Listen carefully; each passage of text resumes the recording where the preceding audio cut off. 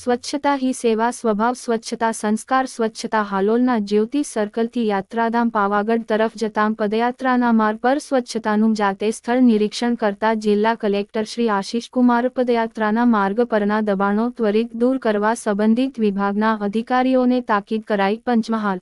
બુધવાર પંચમહાલ જિલ્લા કલેક્ટર શ્રી આશિષકુમારના માર્ગદર્શન હેઠળ જિલ્લામાં સ્વચ્છતા હી સેવા અભિયાન અન્વયે વિવિધ સ્થળોએ અનેકવિધ સ્વચ્છતાલક્ષી કામગીરી કરવામાં આવી રહી છે. જે અન્વયે આગામી નવરાત્રિના પાવન અવસરે જિલ્લાના હાલોલ ખાતે આવેલા પવિત્ર યાત્રાધામ પાવાગઢ ખાતે હજારોની સંખ્યામાં ભક્તો અને યાત્રીઓ પદયાત્રા કરીને દર્શનાર્થે આવવાના હોય તે બાબતને ધ્યાને લઈ પદયાત્રાના માર્ગ પર સ્વચ્છતા જળવાય અને યાત્રીઓને કોઈ અગવડતા ના થાય તે અંગે જિલ્લા કલેક્ટર શ્રી આશિષકુમાર દ્વારા જાત નિરીક્ષણ હાથ ધરવામાં આવ્યું હતું.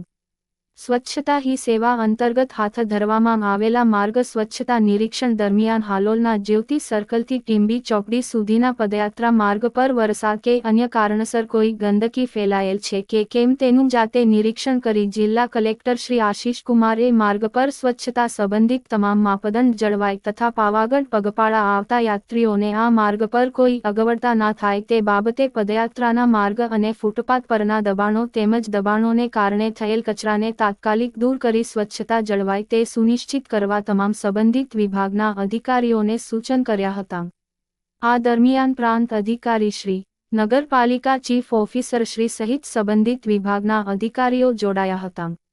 રિપોર્ટર સપનાબેન રાઠોડ.